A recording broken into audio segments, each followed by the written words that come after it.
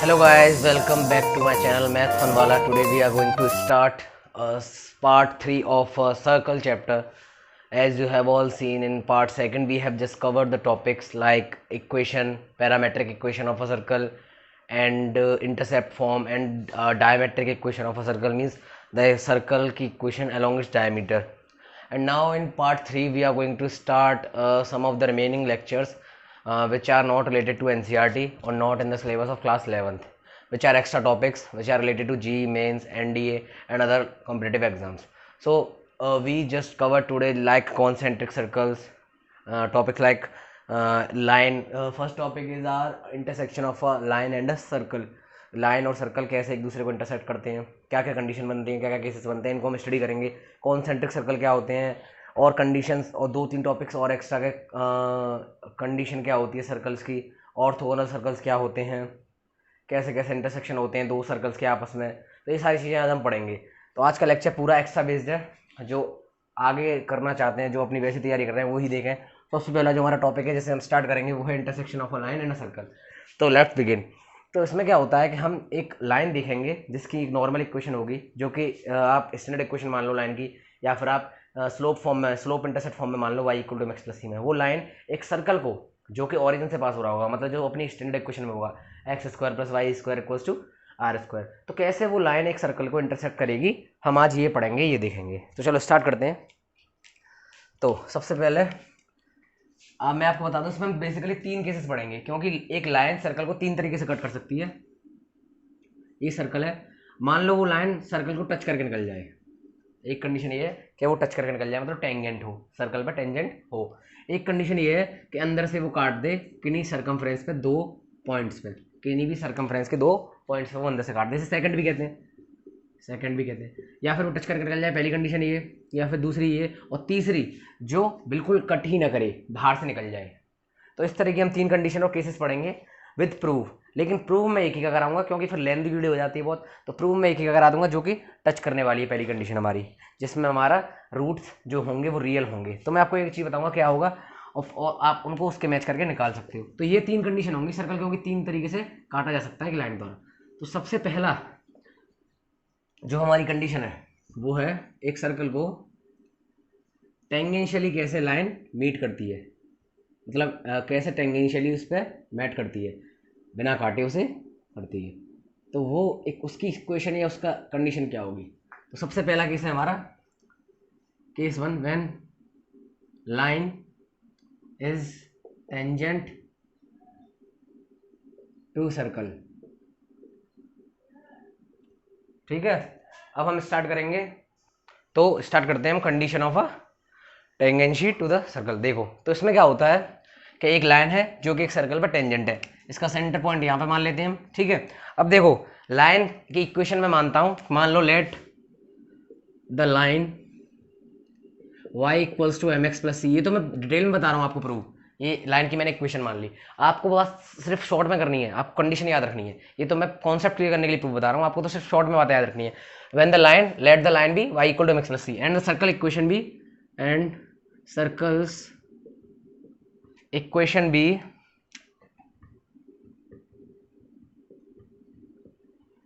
x² + y² = r². ठीक है, standard equation मान लिया. ये कंडीशन कब होती है सर्कल की, जब सर्कल ओरिजिन से पास होता है, मतलब 0,0, जब उसकी जो h, k की वैल्यू जो है 0 होती है, मतलब जब ओरिजिन पे होता है. ठीक है, उसका सेंटर. ठीक है, तो ये मैंने स्टैंडर्ड कंडीशन मान ली सर्कल की, और लाइन मान ली मैंने y = mx + c. मान लो ये लाइन हमारी ये है y = mx + c, और सर्कल है x² + y² = r² का. ठीक है, अब हम क्या करेंगे, हमारे पास ये 2 इक्वेशन है, हम इन 2 इक्वेशन को पहले सॉल्व करते हैं और एक रिजल्ट बनाते हैं. जब हम कंडीशंस की बात करेंगे, पहले यहाँ से इन 2 इक्वेशंस को रिलेट करके एक रिजल्ट बनाते हैं, उसके बाद हम कंडीशंस की बात करेंगे कि क्या होगा, कैसे रूट्स आएंगे इक्वेशन के, और क्या क्या कंडीशंस बनेंगी इन दोनों इक्वेशन को लिंक करके इस सर्कल के साथ. ठीक है, तो इन 2 इक्वेशनों को सॉल्व करते हैं. पहले देखो y = mx + c है, क्या मैं y को इसमें पुट कर सकता हूँ, इस वाली y की वैल्यू को क्या मैं इसमें पुट कर सकता हूँ. तो इसको सॉल्व करते हैं. x² y को जब मैं पुट करूंगा तो mx + c का होल स्क्वायर हो जाएगा, mx + c का होल स्क्वायर = रेडियस का स्क्वायर. अब मैं इसको ओपन कर देता हूँ. ठीक है, x² okay, that will be x square, then a square plus b square means m square x square plus c square, okay, plus 2ab, 2 a is mx and b is c, so 2mx c, okay, equals to r square. ये किसके equal आ गया, are square. देखो मैंने क्या किया, x square, इसका square खोल दिया तो a square plus b square plus 2mx b, 2ab, ठीक है। अब मैं क्या करता हूँ, एक्स स्क्वायर कॉमन ले लेता हूँ, ये हो जाएगा 1 plus m square, x square में कॉमन ले लेता हूँ तो ये क्या हो जाएगा 1 प्लस एम स्क्वायर, प्लस का सी स्क्वायर में ऐसे ही रहने देता हूँ, प्लस का 2mx c में ऐसे ही रहने देता हूँ, इक्वल्स टू आर स्क्वायर। अब आप इसे ध्यान से देखो, x square plus 1 plus m square plus 2mx c plus c square को मैं उधर ले जाता हूँ, ठीक है। मैं क्या करता हूँ, सी स्क्वायर को उधर ले जाता हूँ, सी स्क्वायर को मैं उधर ले जाता हूँ, equals to r square minus c square. अब आप इस इक्वेशन को ध्यान से देखो, जो आपका नया रिजल्ट आया है या नई इक्वेशन आई है, अब आप इसको ध्यान से देखो जो आपका रिजल्ट आया है। अब मैं इसको एक इक्वेशन की फॉर्म में बना लेता हूँ, नॉर्मल इक्वेशन जो क्वाड्रेटिक इक्वेशन होती है, x square 1 plus m square plus 2mx c, इसे मैं इधर ले आता हूँ तो आर स्क्वायर माइनस का हो जाएगा और सी स्क्वायर पॉजिटिव हो जाएगा, मीन्स प्लस का सी स्क्वायर माइनस आर स्क्वायर, वैसे ऐसे लिख सकता हूँ इक्वल्स टू 0। देखो आपकी जो इक्वेशन है वो ये बन गई, और आपको दिख रहा होगा ये क्वाड्रेटिक इक्वेशन है, देखो है कि नहीं क्वाड्रेटिक इक्वेशन। मैं ऐसे 2mcx लिख देता हूँ जिससे कि आप पहचान लो 2mcx। देखो ये इक्वेशन आपको क्लियरली दिख रही होगी, एक क्वाड्रेटिक इक्वेशन है। अब इस क्वाड्रेटिक इक्वेशन को हम सॉल्व कर सकते हैं, इसके 2 रूट्स निकाल सकते हैं, आसानी से 2 रूट्स निकलेंगे क्योंकि हर एक क्वाड्रेटिक इक्वेशन के 2 रूट्स होते हैं, अल्फा और बीटा। अब हम निकालते हैं। अब देखो ये इक्वेशन आ गई, अब यहाँ से हम रूट्स कैसे निकालेंगे, तो अब जब ये इसी इक्वेशन की हेल्प से हम सारे केसेस पढ़ेंगे, सिर्फ इसी इक्वेशन की हेल्प से हम सारे केसेस पढ़ेंगे, जिसमें से पहला केस है हमारा व्हेन द लाइन passes और टचेस द सर्कल और we can say tangent to the circle. तो पहला केस ये है जिसमें टेंजेंसी वाला है। अब देखो मैं क्या करूंगा, मैं इसके जो रूट्स होंगे, जो डिस्क्रिमिनेंट होगा वो निकालता हूँ, डिस्क्रिमिनेंट, इसका डिस्क्रिमिनेंट निकाल लेता हूँ जिसे डी से रिप्रेजेंट करते हैं, आपने पढ़ा होगा 10th क्लास में, बेसिक होता है। पहला केस ये जब होगा, ये कंडीशन जब सेटिस्फाइड होगी जब d इक्वल्स टू 0 होगा, मीन्स रूट्स जो हैं वो रियल होंगे, जब रूट्स रियल होंगे और इक्वल होंगे, ये कंडीशन जब भी सेटिस्फाइड होगी जब d इक्वल टू 0 होगा, क्योंकि टच कर रहा है ना टेंजेंट को, तो d इक्वल टू 0 हो जाएगा तो रूट्स रियल हो जाएंगे और इक्वल भी हो जाएंगे। तो ये कंडीशन जब सेटिस्फाइड होगी, तो चलो d इक्वल टू 0 निकालते हैं और फिर बात करते हैं इसकी। तो आपकी इक्वेशन क्या आई है, आपकी इक्वेशन आई है x square 1 plus m square. यहां से देखो आप ये देख लो a क्या है, आपका a है 1 प्लस एम स्क्वायर, आपका b है 2mc, b is 2mc and your your constant that is c is equals to, ये है आपका सी स्क्वायर माइनस आर स्क्वायर। मुझे इन चीज़ों की जरूरत थी और ये मैंने लिख ली। अब मैं क्या करूँगा, इनको मैं अपने डिस्क्रिमिनेंट के उसमें पुट कर दूंगा और वहाँ से मैं कंडीशंस निकाल लूँगा, जो कि पहली कंडीशन है हमारी व्हेन डिस्क्रिमिनेंट इक्वल्स टू 0। तो पहली कंडीशन की बात करते हैं, ठीक है। फर्स्ट केस जो था हमारा केस 1, सारे इसी इक्वेशन से होंगे, इन्हीं टर्म्स से होंगे क्योंकि इक्वेशन वो दोनों को सेटिस्फाई कर रही है, ठीक है। Then case 1, okay, in case 1 what is the thing that is when line is tangent to the circle, when line is tangent to the circle। पहला केस यही तो है, जब लाइन जो है सर्कल के टेंजेंट है, जिसे हम स्टडी कर रहे हैं, ठीक है। अब देखो क्या होगा, अब होगा क्या कि ये कंडीशन जब फॉलो होगी जब d 0 होगा, मतलब आपके रूट जो है रियल होंगे और इक्वल होंगे, जो आपके रूट्स हैं वो रियल होंगे एंड इक्वल होंगे, ये जब ही सेटिस्फाइड होगा। डिस्क्रिमिनेंट जो d है वो आपका 0 होगा। अब d 0 कब होगा, देखो d क्या होता है, b square minus 4ac equal to 0। देखो b क्या है 2mc, इसका स्क्वायर करना है मतलब 4m square c square minus 4a is 1 plus m square into 4a then into c is c square minus r square equals to 0। we will now solve this, ठीक है। ये हो गया 4m स्क्वायर c स्क्वायर। देखो पहले मैं 4 का multiply कर देता हूँ, फिर इसका बाद में कर लेंगे। ये हो जाएगा 4, ओके, 4 प्लस का 4m square c square minus r square. अब c स्क्वायर का मल्टीप्लाई कर लेते हैं और फिर r स्क्वायर का मल्टीप्लाई करेंगे। अब आप देखो 4m square c square minus, sorry हाँ एक अभी नहीं, अभी इस ब्रैकेट को नहीं खोलते, अभी इसका मल्टीप्लाई करते हैं पहले, सी स्क्वायर का इसके साथ तो 4c², सी स्क्वायर का इसके साथ plus 4m² c square. Now minus r square का 4 के साथ -4r², now minus r square का 4m² के साथ -4m² r², that is equals to 0। अब इस माइनस का मल्टीप्लाई पूरे अंदर में पूरे के अंदर कर देंगे, इसके अंदर खोल देंगे तो ब्रैकेट ओपन हो जाएगा, ये हो जाएगा 4m² c² -4c² -4m² plus 4r² plus 4m² r² is equals to 0। अब आप खुद देखो क्या क्या कैंसिल हो रहा है, देखो 4m² c² ये रहा, 4c² ये रहा, 4m² is this and 4m² r² is this and 4r² is this, सारे टर्म्स हमारे डिफरेंट डिफरेंट आए हैं। तो आपका ये रिजल्ट आएगा 4m², अच्छा ये हो गया 4c² नहीं है, ये है आपका, सॉरी ये 4c² ही है, 4c² ही है, ये 4m² c², ये 4m² c² है। अब आप देखो जो आपका इक्वेशन आया वो क्या आया, जो आपका इक्वेशन है डिस्क्रिमिनेंट जो आपने 0 लिया, रूट इक्वल ले लिए, मैं सिर्फ कर रहा हूँ, वो आया आपका 4m² c² -4c² -4m² c² and plus 4r² and plus 4m² r², this is your final result. अब आप क्या करो, थोड़ी सी कैलकुलेशन करके इसे इजी बना लेते हैं, मीन सिंपलेस्ट फॉर्म में कन्वर्ट कर लेते हैं, थोड़ा सॉल्व कर लेते हैं, जिससे कि हमारी कंडीशन निकालने में आसानी हो जाएगी। देखो 4 कॉमन ले लूंगा तो 4 पूरे में से कॉमन आ जाएगा और 0 के इक्वल है, तो उधर जाके क्या हो जाएगा 0, 4 जो है 0 हो जाएगा, ठीक है, क्योंकि इक्वल टू 0 है, तो 4 तो मैंने गायब कर ही देता हूँ, तो 4 तो सब में से गायब कर देता हूँ, ठीक है। अब आपका बचा m² c² एंड माइनस का c² एंड माइनस का m² एंड c² प्लस का r² एंड प्लस का m² r² इक्वल टू 0। देखो ये प्लस का m² c² माइनस का m² c² is cancelled by each other, minus का c² प्लस का r², 3 टर्म्स वर रिमेनिंग, तब 3 टर्म्स रह गए आप पे, एक माइनस का c² प्लस का r² एंड प्लस का m² r² इक्वल्स टू 0। अब आप देखो यहां से इसको मैं ऐसे लिख सकता हूँ r² plus m² plus m² r² minus c², negative है तो मैं इधर ले आया 0।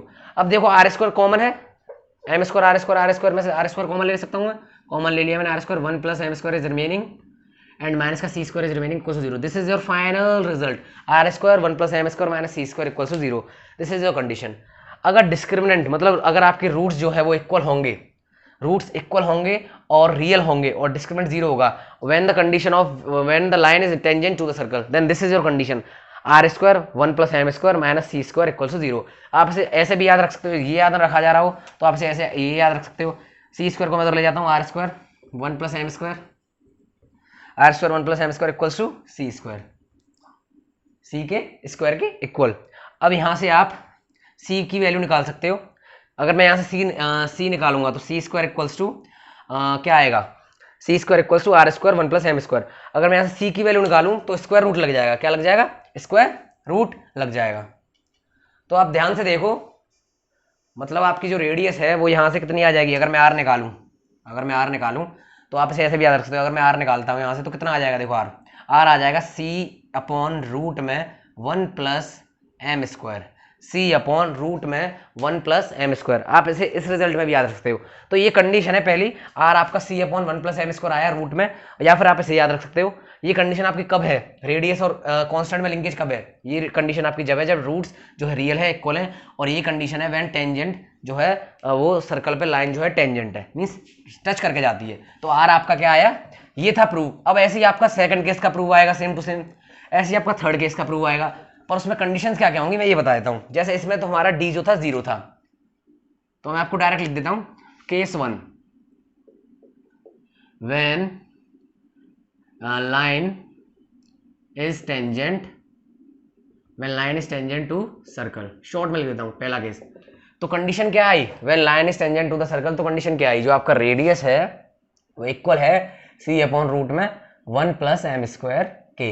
ये जब हुआ इसमें, इस कंडीशन में कब हुआ, ये जब d आपका 0 है, मतलब डिस्क्रिमिनेंट जो है 0 है, रूट्स आपके रियल हैं और इक्वल हैं। इसी तरीके से जब आप अपना केस सेकंड लोगे, when you will take your case second, जो कि आप किस सेकंड ले लेते हैं, when the circle is cutted या intersected by the lines, when circle is intersected by the line. अब इंटरसेक्ट तो जब भी हो सकता है जब अंदर लाई करे, ऐसे 2 पॉइंट्स पर काटेगी, इंटरसेक्टेड बाय द लाइन। तो उस केस में जो रिलेशन आता है, जब इंटरसेक्ट करेगी तो रेडियस जो है वो स्मॉल आएगी, c अपॉन रूट में 1 प्लस एम स्क्वायर के। जब लाइन जो है इंटरसेक्ट करेगी, हाँ सॉरी, जो रेडियस है वो स्मॉल नहीं होगी, बड़ी होगी, रेडियस जो है बड़ी होगी सी, तो उस केस में कंडीशन आएगी रेडियस के साथ ये वाली। ग्रेटर क्यों होगी? क्योंकि इसमें डिस्क्रिमिनेंट ग्रेटर देन 0 होता है, इसमें डिस्क्रिमिनेंट ग्रेटर देन 0 होता है, और रूट्स जो होते हैं वो रियल होते हैं एंड अनइक्वल होते हैं। Roots are real and unequal, और we can say that distinct होते हैं। तो ये था केस सेकंड। केस थर्ड जो कि आपका लास्ट है, मैंने आपको एक का प्रूफ बता दिया, औरों के तो आप निकाल सकते हो, और वैसे जरूरत नहीं है, बस आपको याद रखना है जब लाइन टेंजेंट होगी सर्कल पे तो ये कंडीशन बनेगी रेडियस के साथ, जब लाइन इंटरसेक्ट करेगी तो ये कंडीशन बनेगी रेडियस के साथ, और जब line when line do not intersect the circle, line जब सर्कल को इंटरसेक्ट करेगी ही नहीं, सर्कल को इंटरसेक्ट करेगी ही नहीं, लाइन बाहर से ही मूव करके निकल जाएगी, तो आपका जो रेडियस के साथ रिलेशन आएगा वो स्मॉलर देन होगा c अपॉन 1 प्लस। देखो कुछ याद नहीं रखना, बस ये याद रखना है कि r जो है small greater equal c upon 1 plus m square है, ये कंडीशन याद रखनी है। इसमें होगा जो आपका जो डिस्क्रिमिनेंट है वो स्मॉलर होगा 0 से, एंड रूट्स जो होंगे आपके इमेजिनरी होंगे, रूट्स आर इमेजिनरी। तो ये 3 कंडीशंस थी आपकी सर्कल की, एक जब टेंजेंट हो सर्कल की लाइन, और दूसरी जब अंदर से पास करती है इंटरसेक्ट करती है, और तीसरी जब इंटरसेक्ट ही नहीं करती। तो तीनों कंडीशंस के आपको फॉर्मूले याद रखने हैं, और तीनों की कंडीशन बहुत ईजी है, बस रेडियस और इसका लिंकेज, बस ये कंडीशन याद रखनी है कि ये होता है रेडियस के साथ लिंकेज या रेडियस के साथ रिलेशन ये होता है। आप इस पर अगर एक दो क्वेश्चन बनाएंगे तो आप कर सकते हो। अब हम अपने अगले टॉपिक पर मूव करते हैं, जो है condition of a tangency of a line to the circle, that is condition of tangency of a line to the circle. उसकी कंडीशन जो मैंने अभी यही बताया ना, सिर्फ सेम यही है, लेकिन थोड़ा सा चेंज है, और उसको समझाने का तरीका अलग है, वो मैं समझा देता हूँ। और जो आपका नेक्स्ट टॉपिक है वो है condition of a line tangent to the, तो देखो condition of a line tangency to the circle वही चीज़ है जो भी मैंने पढ़ी थी, जब डिस्क्रिमिनेंट 0 था, d इक्वल टू 0 था, और रूट्स रियल और इक्वल आ रहे थे, तो जो रिलेशन आया था वही था, लेकिन हम यहाँ कुछ अलग तरीके से सीखेंगे, मैं बताता हूँ क्या है वो। जैसे आपका ये सर्कल है, तो मतलब टेंजेंसी की कंडीशन क्या है, जैसे ये टेंजेंट है, मान लो इस सर्कल पर टेंजेंट है, ठीक है।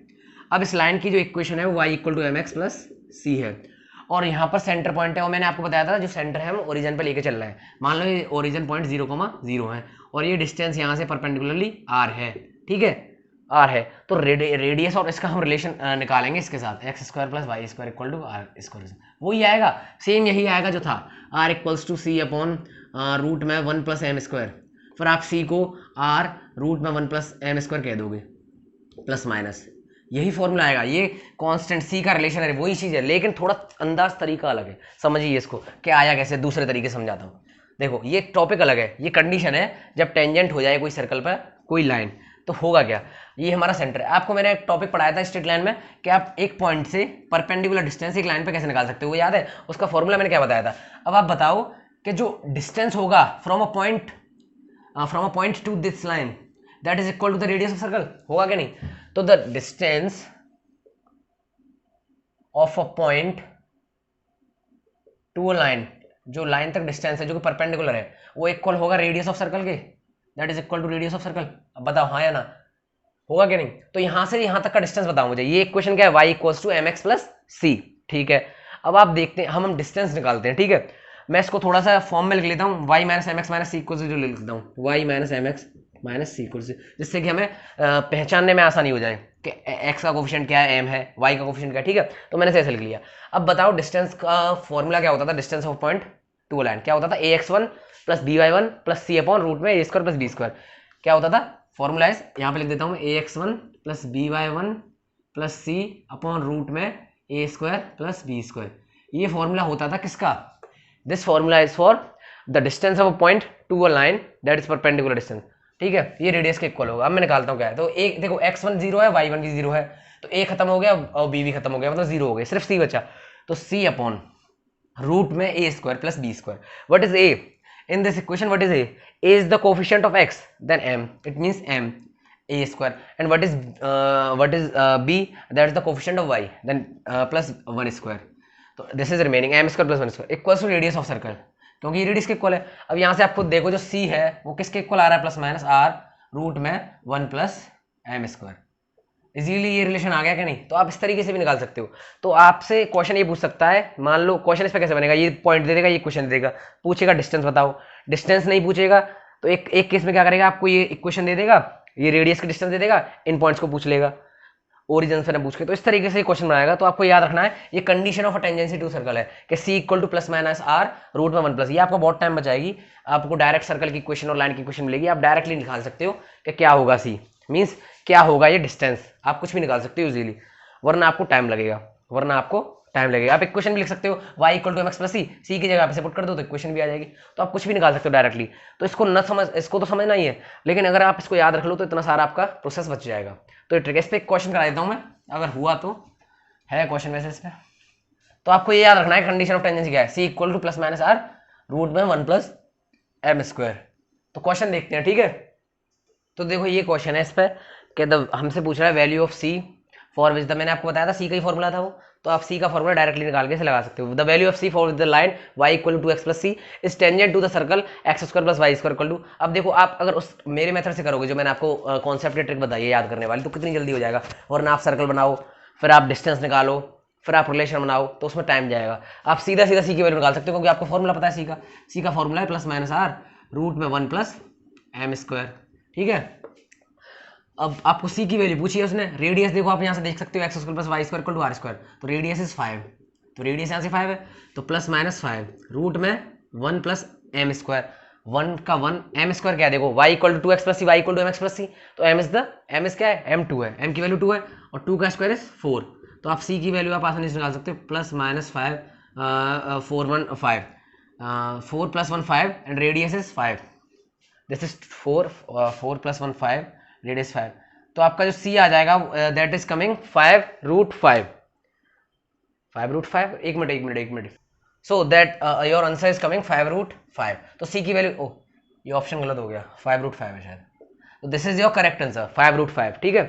तो आपको c की वैल्यू निकालनी थी, आप डायरेक्टली निकाल दिया। अगर आप वैसे करते तो आप पहले रेडियस देखते, रेडियस 5 रखते उसमें, फिर आप mx प्लस सी की इक्वेशन लिखते, फिर आप डिस्टेंस निकालते, उसके डिस्टेंस निकालने के बाद आप उसको रेडियस से कंपेयर करते, फिर कितना लेंदी जाता। लेकिन आपको अगर कंडीशन ऑफ टेंजेंसी याद है और ये टेंजेंट का क्वेश्चन था, तो c का फॉर्मूला लगाया और सीधा c की वैल्यू आ गई। तो ये क्वेश्चन आया था, तो ये क्वेश्चन था इस पर। अब हम अपने अगले टॉपिक में मूव करते हैं। तो ये था आपका पूरा कैसे हम सर्कल के बारे में बताते हैं एंड कंडीशन, तीन केसेस हमने पढ़ी, टेंजेंसी पढ़ी, condition of tangency to the circle पढ़ी। अब हम अपने अगले टॉपिक पे मूव करते हैं। तो जो हमारा अगला टॉपिक है वो है concentric circles. Basically concentric circles का मीनिंग सबको क्लियर होगा, सबको पता होगा कॉन्सेंट्रिक सर्कल्स क्या होते हैं। कॉन्सेंट्रिक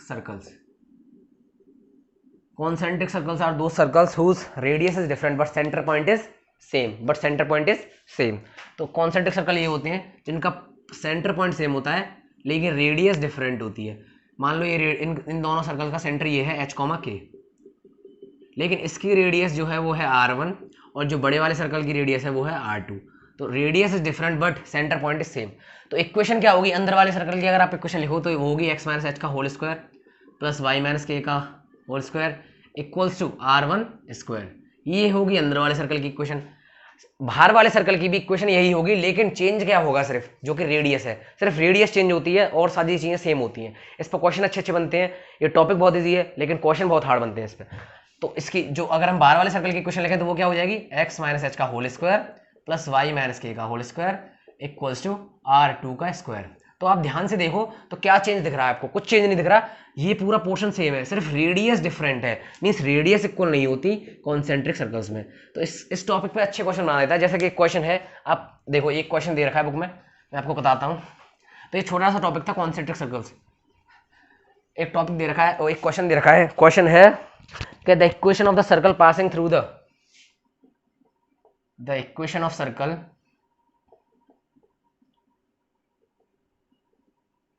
पासिंग थ्रू, हमें उस सर्कल की इक्वेशन बतानी है जो इस पॉइंट से पास होता है, 1, 2 पॉइंट से पास होता है, एंड विच इज कॉन्सेंट्रिक, और जो कॉन्सेंट्रिक है किस सर्कल के साथ अभी बताते हैं, which is concentric with the circle which is concentric with x square plus Y square plus 11x minus 5y plus 3 equal to 0। तो हमें उस सर्कल की इक्वेशन बनानी है जो 1,2 पॉइंट से पास होता है लेकिन कॉन्सेंट्रिक है इस सर्कल की इक्वेशन के साथ। अब मैंने आपको बताया था सिर्फ रेडियस चेंज होती है, सिर्फ कांस्टेंट चेंज होता है और सब सेम रहता है। तो मैं उसकी इक्वेशन आंख मीच के लिख सकता हूँ। उसकी इक्वेशन क्या होगी, एक्स स्क्वायर होगी प्लस वाई स्क्वायर होगी प्लस 11x होगी माइनस 5y होगी प्लस लैम्डा। C2 नहीं पता मुझे, कांस्टेंट नहीं पता। मैंने क्या बताया था, सिर्फ कांस्टेंट चेंज होता है उसकी इक्वेशन में, मींस सिर्फ रेडियस चेंज होती है और कुछ चेंज नहीं होता और सारा सेम। तो मैं मैंने यहाँ तक सेम टू सेम रख दिया, बस 3 और 3 की जगह मैंने कांस्टेंट रख दिया C2। तो मैं उसे निकाल लूंगा। कैसे निकाल लूंगा, क्योंकि ये सर्कल है जो यू है ये 1,2 पॉइंट से पास हो रहा है, 1,2 पॉइंट से पास हो रहा है तो इसकी जगह 1 रख दूंगा। ये 1 हो जाएगा, ये हो जाएगा 4, ये हो जाएगा 11, ये हो जाएगा 10 माइनस का प्लस का C2 इक्वल टू 0। यहाँ से ये हो गया 11 plus 4 15 1 16 minus 10 is 6 plus C2 equal to 0।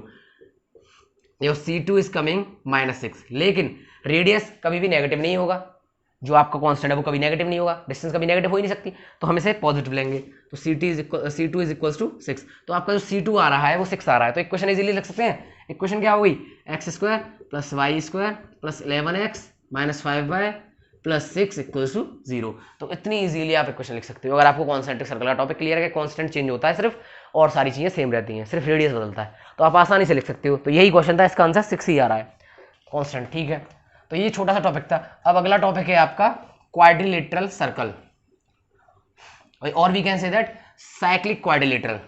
छोटा सा टॉपिक है साइक्लिक क्वाड्रिलेटरल,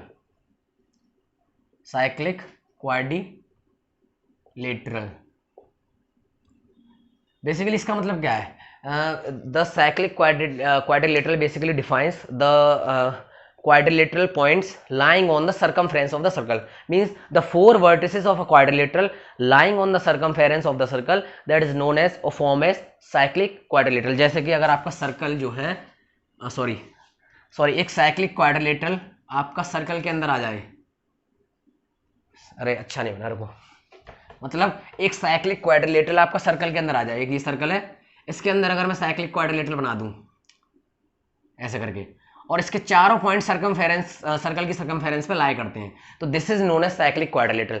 एक सर्कल के अंदर साइक्लिक क्वाड्रिलेटरल आ जाए तो उसे हम साइक्लिक क्वाड्रिलेटरल कहते हैं, हुज 4 पॉइंट्स और कोऑर्डिनेट्स और vertices we can say lying on the circumference of the circle. इसकी खास बात क्या होती है, मान लो इसे P नाम दे दिया, इसे Q नाम दे दिया, इसे R, इसे S, ये this is the centre of the circle. तो सबसे पहली जो चीज है वो आपको याद रखनी है, जो इसके अपोजिट एंगल होते हैं साइक्लिक क्वाड्रिलेटरल में, जो इसके अपोजिट एंगल है इनका सम 180 होता है, मतलब angle P plus angle S equals to 180। वैसे इस पर क्वेश्चन देखा नहीं गया अभी तक एनडीए और उसमें, लेकिन अगर फिर भी आ सकता है, एंगल P प्लस S 180 होगा and angle Q plus angle R is also equals to 180 degree. तो दोनों एंगल्स अपोजिट एंगल्स का सम 180 डिग्री होता है, तो you have to remember this thing only. तो ये छोटा सा टॉपिक था साइक्लिक क्वाड्रिलेटरल, ये होता है, इसकी डेफिनेशन मैंने क्लियर कर दी, और इसकी पहचान ये होती है कि इसके अपोजिट सम का एंगल 180 होता है। अब हम अपने अगले टॉपिक में मूव करते हैं। ये दो छोटे छोटे टॉपिक थे, नाउ अब हम अपने अगले टॉपिक में मूव करते हैं। तो एक छोटा सा टॉपिक और कवर करा देते हैं आपका, that is position of a point with respect to circle, मतलब पॉइंट की पोजीशन सर्कल के रेस्पेक्ट में आप बता सकते हो। तो position of a point with respect to circle,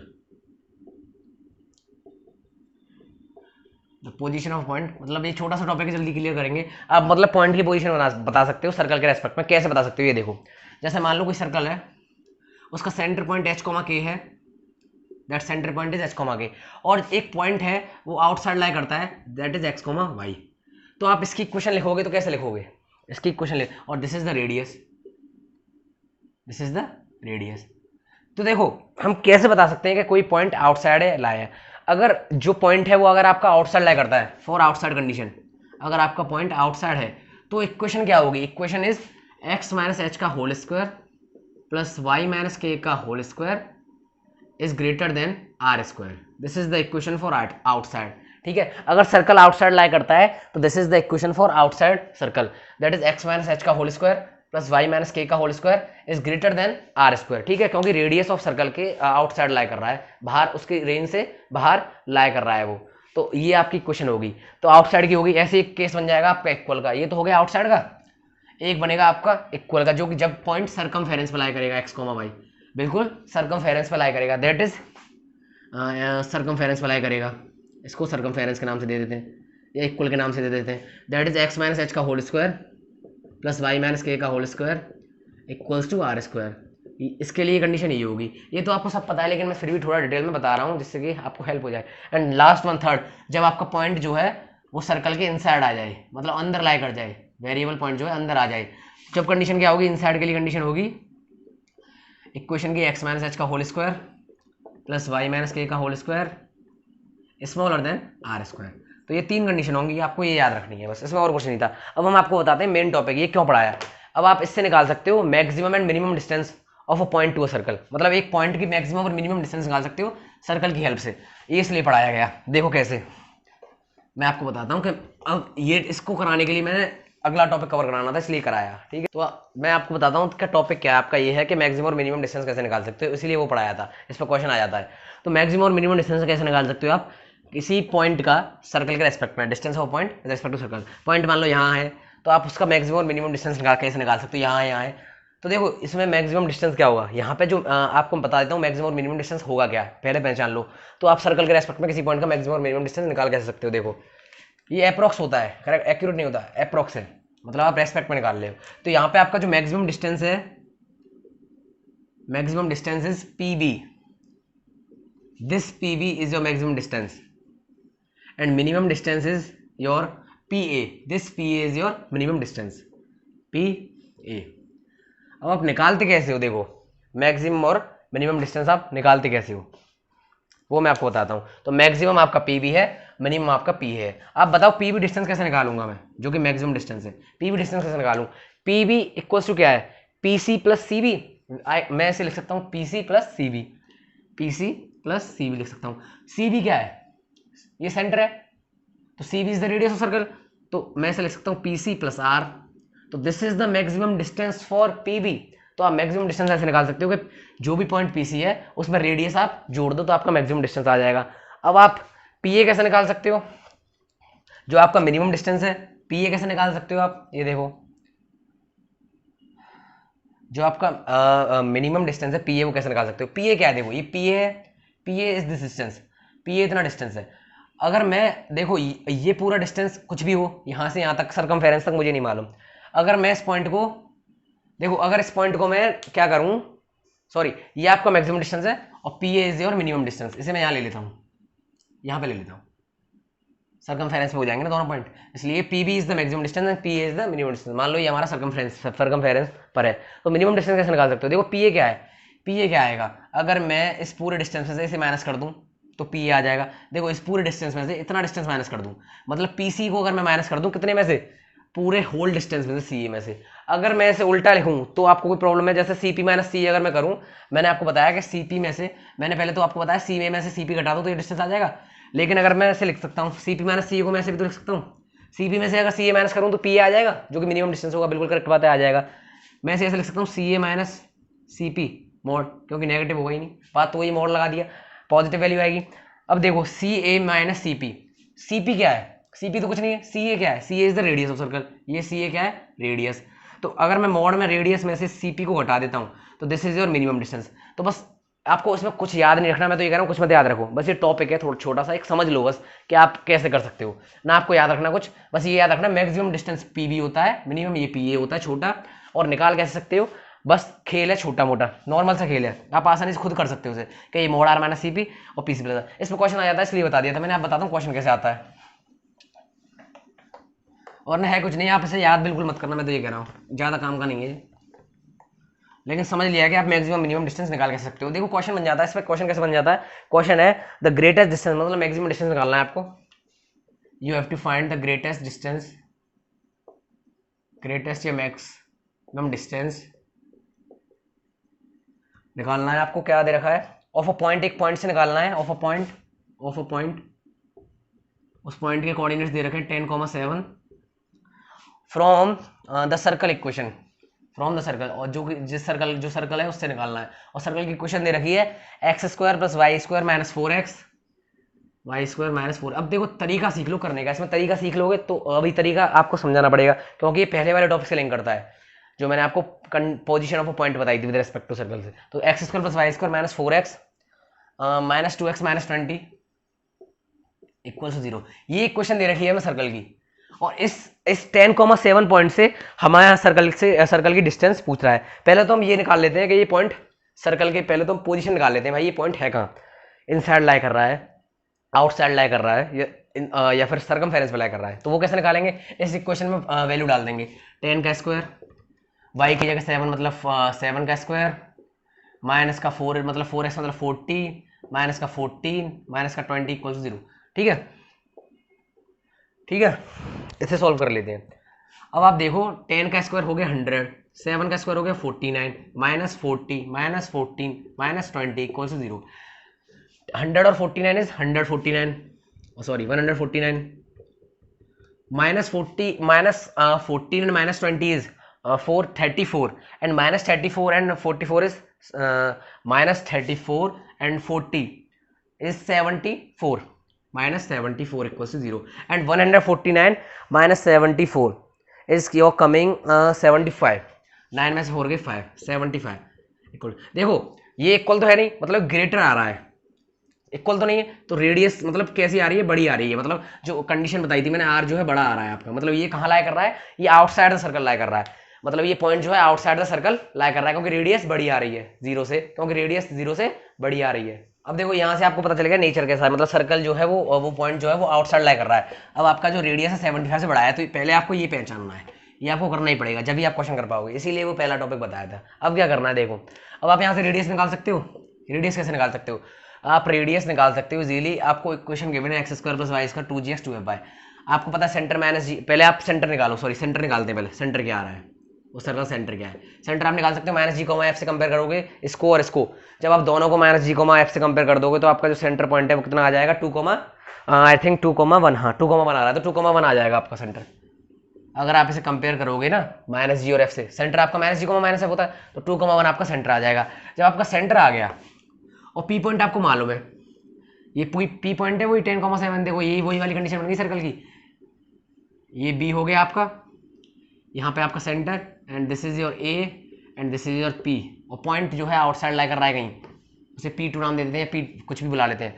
तो आपको ये डिस्टेंस फाइंड करनी है मैक्सिमम, पी भी निकालना है, पी भी निकालना है आपको, सॉरी ये वाला जो मैक्सिमम डिस्टेंस है आपको पी भी निकालनी है ये, और ये क्या होगी, पी भी आप जानते हो क्या होती है, आर प्लस पी सी, तो वही खेल है सारा, आपको पी भी मैक्सिमम डिस्टेंस निकालनी है आर प्लस पी सी। तो अब निकालेंगे, देखो आपको पी पॉइंट पता चल गया, मतलब ये वाला पॉइंट पता चल गया 10,7 से, और सेंटर पॉइंट आपको मालूम है 2,1, डिस्टेंस फॉर्मूला लगा के आप इसकी डिस्टेंस निकाल सकते हो, ये दूरी कितनी होगी, क्योंकि हमें आर प्लस सी पी चाहिए ना, और सी पी निकालने के लिए मुझे डिस्टेंस फॉर्मूला लगाना पड़ेगा। जब मैं डिस्टेंस फॉर्मूला लगाऊंगा सी पी निकालने के लिए, तो देखो 10 में से 2 माइनस करूंगा तो उसका स्क्वायर करूंगा, तो 10 में से 2 गए तो 8, 8 का स्क्वायर इज 64, प्लस 7 में से बन गया तो 6, 6 का स्क्वायर इज 36। जब इन दोनों को ऐड करूंगा, इन दोनों को ऐड करूंगा और उसका स्क्वायर रूट लूंगा, that is coming equals to 10, क्योंकि ये हो जाएगा 100 और ये आ जाएगा आपका 10। तो सीपी की जो डिस्टेंस आ गई यहाँ से यहाँ तक की जो डिस्टेंस है वो 10 आ गई सीपी। अब मुझे निकालना था, क्या निकालना था, I have to find P B जो कि मैक्सिमम डिस्टेंस थी, मैं निकाल सकता हूँ आर प्लस पीसी से। मुझे रेडियस और चाहिए, रेडियस में निकाल सकता हूँ, मुझे मेरे पास सेंटर पॉइंट है तो मैं रेडियस निकाल सकता हूँ, और कांस्टेंट है रूट में जी स्क्वायर, रेडियस कैसे निकालूंगा, रूट में जी square plus F square minus सी से, जी का स्क्वायर मतलब कि -2 का square that is 4, 1 are square plus ji square plus F square minus C, and C is 20, तो प्लस 20, 24, 25 एंड रेडियस जो आ रही है आपकी 5 आ रही है, रेडियस इज कमिंग 5, रेडियस बिल्कुल करेक्ट है 5 आ रही है, तो आप रेडियस इसमें जोड़ दोगे 5 और पीसी कितना है 10, तो your maximum distance is coming 15। तो इस तरीके के क्वेश्चन बनते हैं इस पर कि आप मैक्सिमम और मिनिमम डिस्टेंस कैसे निकाल सकते हो पॉइंट में। तो इस समझ में आ गया होगा आपको, ज़्यादा जरूरी नहीं था पर आप ध्यान रख लेना। अब आपके नेक्स्ट टॉपिक में मूव करते हैं जो कि है आपका इंटरसेक्शन ऑफ अ 2 सर्कल्स, मतलब अब एक दूसरे को सर्कल काटेंगे और केसेस बनेंगे अलग अलग तरह के। अब जो आपका अगला टॉपिक है सर्कल्स एक दूसरे को काटेंगे और इंटरसेक्शन होगा सर्कल। तो देखो हम पढ़ेंगे सर्कल्स के बारे में, मतलब अब एक दूसरे को सर्कल आपस में काटेंगे। ये एक टॉपिक है हमारा, लास्ट टॉपिक है, इसके बाद एक और टॉपिक बचा छोटा सा जिसमें हम सर्कल का ही कंडीशन पढ़ेंगे, 2 सर्कल की आपस में एक दूसरे के साथ टच करने की, डिवाइड करने की, काटने की, वो सारी चीज़ें पढ़ेंगे। लेकिन यहाँ हम अलग चीज़ पढ़ रहे हैं, ये है हमारा topic intersection of a circle, intersection of circles. मतलब इन सर्कल्स का ही इंटरसेक्शन एक दूसरे से, सर्कल एक दूसरे को काटेंगे, इंटरसेक्शन है सर्कल का, ठीक है। देखो कैसे, मान लो दो सर्कल है, एक सर्कल ये, एक सर्कल ये। अब आप ये एक दूसरे को काटते हैं, तो हम इनके एंगल के बारे में पढ़ रहे हैं। बेसिकली यहाँ पे हम पढ़ रहे हैं कि एंगल जो मेड होगा when the intersection of circles happening, ये जब हो रहा है, सर्कल का इंटरसेक्शन हो रहा है, तो एंगल क्या बनेगा। तो आप एंगल किसके करस्पॉन्ड में देखोगे, आप देखोगे टेंजेंट के करस्पॉन्ड में। देखो इस सर्कल का जो C1 सर्कल है और जो ये C2 सर्कल है, दो सर्कल मैंने मान लिया, एक C1 एक C2, इनका जो इस सर्कल की अगर मैं टेंजेंट बनाऊं तो इस सर्कल की टेंजेंट ऐसे बनेगी, और इस वाले सर्कल की टेंजेंट अगर बनाऊं तो ऐसे बनेगी।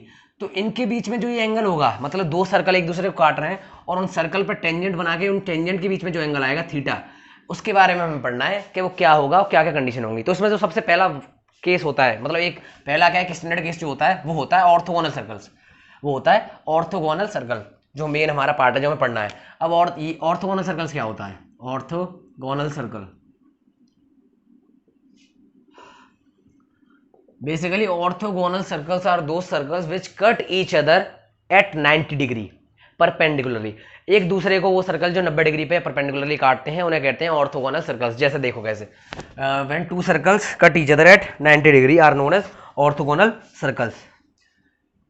कट एट 90 डिग्री, शॉर्ट में याद रखना, दो सर्कल्स जो एक दूसरे को 90 डिग्री के एंगल पर मतलब वो सर्कल्स जो एक दूसरे को 90 डिग्री के एंगल पर काटते हैं उन्हें हम कहते हैं ऑर्थोगोनल सर्कल्स, ठीक है। देखो एक सर्कल ये रहा, एक सर्कल ये रहा, इस सर्कल की टेंजेंट बनाता हूं मैं ऐसे, इस सर्कल की टेंजेंट में बनाता हूं ऐसे। अगर ये दोनों टेंजेंट 90 डिग्री पर काटते हैं सर्कल के, तो this intersection is forming an orthogonal circle. तो हम इन्हें ऑर्थोगोनल सर्कल्स कहेंगे। क्या कहेंगे, ऑर्थोगोनल सर्कल्स कहेंगे, ऑर्थोगोनल सर्कल कहेंगे। तो एक दूसरे को अगर 90 डिग्री पे काटते हैं तो that is known as orthogonal circle. ये आपको याद रखना है, ठीक है। अब होगा क्या, मतलब अब ऑर्थोगोनल सर्कल क्या समझेंगे, इससे क्या फॉर्मूला आएगा, क्या कंडीशन होगी, वो पढ़ते हैं। देखो अब कंडीशन ऑफ ऑर्थोगोनलिटी क्या होगी। अगर आपके दो सर्कल एक दूसरे को 90 डिग्री पे काटते हैं तो कंडीशन ऑफ ऑर्थोगोनलिटी क्या होगी, वो आपको याद रखनी है बस, और कुछ याद नहीं रखना, ना कुछ समझना, बस ये समझना था 90 डिग्री पे काटते हैं, ऑर्थोगोनल सर्कल होते हैं। और कंडीशन क्या होती है ऑर्थोगोनलिटी की, वो याद रखनी है बस आपको। हर चीज़ की कंडीशन होती है, तो कंडीशन ऑफ ऑर्थोगोनलिटी क्या होती है ये जान लो। वो होती है 2G1G2 plus 2F1F2 equals to C1 plus C2। ये आप पहचान नहीं पा रहे हो टर्म्स क्या है, मैं बता देता हूँ। इसको आप ऐसे भी लिख सकते हो, 2 कॉमन ले लो, G1G2 plus F1F2 equals to C1 plus C2। तो मैं बताता हूँ ये क्या है। ये सेंटर 1 है, मतलब ये सेंटर फर्स्ट है, मतलब जो सर्कल जो एक पहला सर्कल है उसका सेंटर है ये, और सेंटर 2 ये दूसरे वाले सर्कल का सेंटर है। ये पहले वाले सर्कल का सेंटर है, ये दूसरे वाले सर्कल का सेंटर है, C1 C2।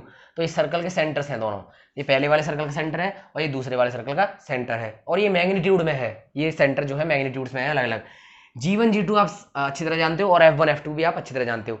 G1 F1 तो हो गया सेंटर 1 वाले का पार्ट, और F1 F2 भी हो गया सेंटर 2 वाले का पार्ट, ठीक है। तो आपको याद रखना है कि G1 G2 F1 F2 ये कंडीशन होती है orthogonality equal to C1 plus C2। ये जरूर रिमेंबर रखना है, ये सेंटर 1 होता है, सेंटर 2, मतलब सर्कल 1 का सेंटर ये है C1 और सर्कल 2 का। तो ये कंडीशन याद रखनी है, इस पर क्वेश्चन बनता है, वो क्वेश्चन कैसे बनता है उसको समझो कैसे करते हैं। तो ये मतलब कंडीशन है, इस कंडीशन में कम सवाल पूछे जाते हैं, ऑर्थोगोनल सर्कल पर ज्यादा सवाल बनते हैं। अलग अलग तरह के क्वेश्चन बना देगा, 90 डिग्री पे कह देगा काटते हैं सर्कल एक दूसरे को 90 डिग्री पे काटते हैं मतलब ऑर्थोगोनल है, तो क्वेश्चन बना देगा।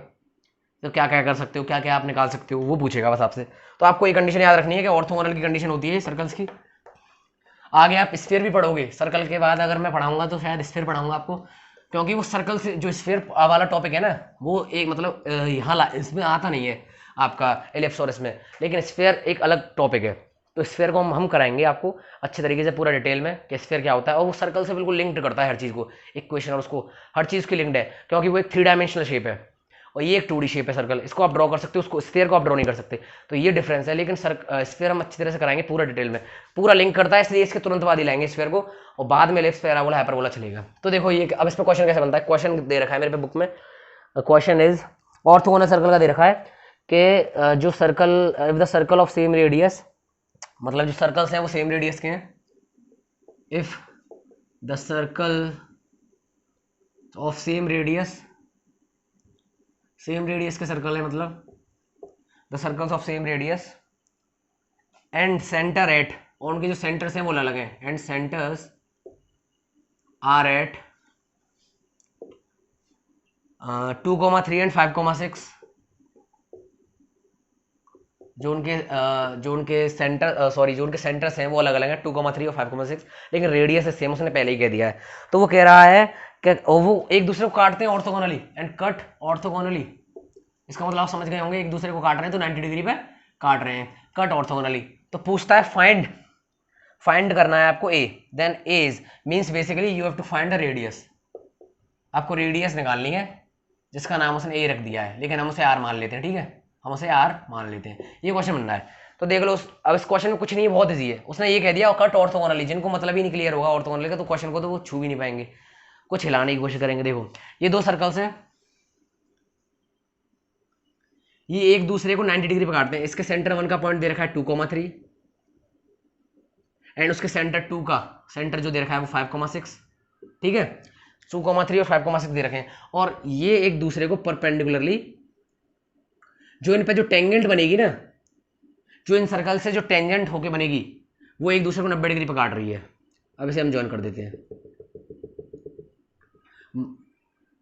ठीक है। तो देखो ये टेंजेंट ही तो है इस लाइन पे, पहली टेंजेंट, और ये दूसरी टेंजेंट। अब इसको मैं आगे बढ़ा दूं तो टेंजेंट बन जाएगी ना, और वैसे ही रेडियस है आर आर, और ये उसने कह दिया इक्वल है, ये टेंजेंट ही तो है, इसको मैं आगे ड्रॉ कर दूं तो टेंजेंट बन जाएगी इसकी, इस वाले सर्कल की, और ये इस वाले सर्कल की। तो मैंने इतना ड्रॉ रहने दिया क्योंकि रेडियस ने इक्वल दे रखी है, ठीक है। अब एक दूसरे को 90 डिग्री पे काटते हैं, टेंजेंट्स काट रहे हैं 90 डिग्री पे। अब आप देखो जब 90 डिग्री पे काट रहे हैं तो एक राइट एंगल ट्रायंगल बनना है आपको। ये आपको एक राइट एंगल ट्रायंगल दिख रहा होगा, एक C1 एक C2, मतलब ये सेंटर 1 जो C1 है ये सेंटर 1 है इस सर्कल का, और C2 जो है वो सेंटर 2 है इस सर्कल का, और ये P पॉइंट मान लेता हूँ मैं, ठीक है। अब आप देखो ये 90 डिग्री पे काट रहे हैं और एक राइट एंगल ट्रायंगल बनना है। तो in right angle triangle that is C1 PC2 Pythagoras theorem में लगा सकता हूँ। अगर मैं पाइथागोरस थ्योरम लगाऊंगा तो आप बताओ क्या होगा, C1 C2 का स्क्वायर, क्योंकि हाइपोटेनस तो ये है, C1 C2 का square equals to C1 P का square equals plus C2 P का स्क्वायर, ठीक है। अब रेडियस इक्वल दे रखी है उसने, radius is equal to each other.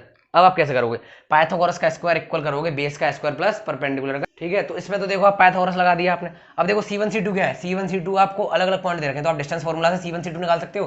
कितना होगा, डिस्टेंस फॉर्मूला से आप निकालोगे तो 5 में से 3 का स्क्वायर माइनस करोगे तो 3 बचेगा, 3 का स्क्वायर इज 9, और 6 में से 3 माइनस करोगे तो 6 में से 3 माइनस करोगे तो 3 का स्क्वायर इज 9, 9 एंड 9 18। तो आपका जो डिस्टेंस आ रहा है वो 2 - 5 एंड दिस 18 आ रहा है, ठीक है। तो बेसिकली मैंने कुछ नहीं किया, जो सेंटर पॉइंट आपको दे रखे हैं मैंने यहाँ C1 C2 में जो ये डिस्टेंस चाहिए पाइथागोरस के लिए, तो मैं C1 C2 निकाल रहा हूँ। तो मैं C1 C2 निकालूंगा तो पाइथागोरस थ्योरम वो डिस्टेंस फॉर्मूला लगाऊंगा, 5 में से 2 माइनस करूंगा, x2 - x1 और y2 - y1 6 में से 3, तो ये 9 + 9 करके 18 आ रहा है। C1 P क्या a स्क्वायर, और ये भी a स्क्वायर, सॉरी r माना है हमने, तो हम तो r मानेंगे क्योंकि रेडियस है ना C1 P, तो r square plus r square, 18 is equals to 2r square that is equals to 9 and r equals to +-3। तो radius is coming your +-3 and this is a correct answer. तो आपका जो radius आ रहा है वो 3 आ रहा है, मतलब आपका ये डिस्टेंस जो होगा वो 3 होगा। तो इस तरह के क्वेश्चन बनते हैं ऑर्थोगोनलिटी पे। पाइथागोरस थ्योरम लगा कुछ नहीं किया, C1 C2 निकालना था मुझे, ये डिस्टेंस निकाली तो डिस्टेंस फॉर्मूला लगा दिया, 2 पॉइंट्स एक लाइन पे 2 पॉइंट्स दे रखे डिस्टेंस निकाल सकता हूँ इजीली, और इस तरीके से सॉल्व कर दिया। तो ये आपका टॉपिक था ऑर्थोगोनल सर्कल का। और हमारा लास्ट टॉपिक बचा है छोटा सा, जिसमें हम सर्कल के केसेस पढ़ेंगे, ठीक है। ये बिल्कुल लास्ट टॉपिक है, सर्कल के केसेस पढ़ेंगे, क्या क्या होते हैं, कितने तरह के केसेस बनेंगे, उसे स्टार्ट करते हैं, ठीक है। That is last topic. तो देखो ये है आपका लास्ट टॉपिक, इसमें हम पढ़ेंगे कंडीशन ऑफ सर्कल्स, कुछ टचिंग की कंडीशंस, क्या क्या कंडीशंस होती हैं जब सर्कल एक दूसरे को टच करते हैं। तो पहला मैं सारे लिख लिए हैं क्योंकि वो वीडियो बहुत लेंथी होने वाली है। तो first condition is your that एक सर्कल के इनसाइड लाई करता है, मतलब एक सर्कल दूसरे सर्कल के अगर इनसाइड लाई करता है और उस सर्कल वो कॉन्सेंट्रिक नहीं है, मतलब सेंटर अलग अलग है उनके, कॉन्सेंट्रिक नहीं है, सबसे बड़ी बात ये है। C1 C2 और रेडियस अलग अलग है, और एक सर्कल अंदर लाई कर रहा है लेकिन कॉन्सेंट्रिक नहीं है, तो कंडीशन क्या होती है कि जो C1 C2 होता है, मतलब C1 C2 बेसिकली सेंटर 1 का पॉइंट सेंटर 2, C1 C2 से आप मतलब है ये डिस्टेंस निकाल सकते हो। तो C1 C2 जो है वो ग्रेटर देन इक्वल टू होता है मॉड में R1 - R2 के। केस सेकंड है जब एक सर्कल दूसरे सर्कल के अंदर लाई करता है लेकिन उसकी सर्कमफेरेंस को टच करके निकलता है, तो उसमें कंडीशन होती है C1 C2 equals to mod R1 - R2। And last condition, last case is your, this is your first case, this is your second case, and this is your third case जो कि last है। अगर आपके दो circles एक दूसरे को externally touch करते हैं तो आपका जो C1 प्लस C2 होता है वो R1 प्लस R2 के सम के इक्वल होता है। तो ये तीन कंडीशन आपको याद रखनी है, बस थोड़े बहुत क्वेश्चन बन जाते हैं इन पर, और वैसे जरूरी है थोड़ा बहुत, तो आपको इसको याद रखना है बस। अब ये आपका लास्ट लेक्चर था सर्कल का। अब आपका सर्कल चैप्टर बिल्कुल कंप्लीट हो चुका है। आपको ये कंडीशन याद रखनी है बस, ये आपकी हेल्प करेंगी, काम आएंगी ये जब सर्कल एक दूसरे को टच करते हैं अलग अलग केसेस में। तो ये आपका लास्ट लेक्चर था सर्कल पे। अब आपका जो अगली वीडियो आएगी वो बहुत जल्दी आएगी स्फीयर पे। स्फीयर पे हम, हाँ, और स्फीयर को इसलिए ले रहे हैं इसके बाद तुरंत क्योंकि स्फीयर बिल्कुल इससे लिंक करता है, आपको आसानी से समझ में आएगा, आपको याद नहीं रखना पड़ेगा, ना आपको याद करना पड़ेगा कुछ, आपको इजीली लर्न हो जाएगा स्फीयर। इसमें हम आपको स्फीयर के बारे में बताएंगे अगले लेक्चर में। और स्फीयर में आपको ज़्यादा रिमेंबरिंग करनी ही नहीं पड़ेगी क्योंकि वो इससे पूरा लिंक करता है, सारी कंडीशंस की सारी इक्वेशन सारे फॉर्मूले वो इसी से रिलेट करते हैं सर्कल से, तो आपको लर्न हो जाएंगे इजीली क्योंकि वो 3D शेप है स्फीयर। तो इसके बाद हम जल्दी से स्फीयर का लेक्चर लाएंगे and this is your last lecture. Thank you for watching my video, support us and like the video.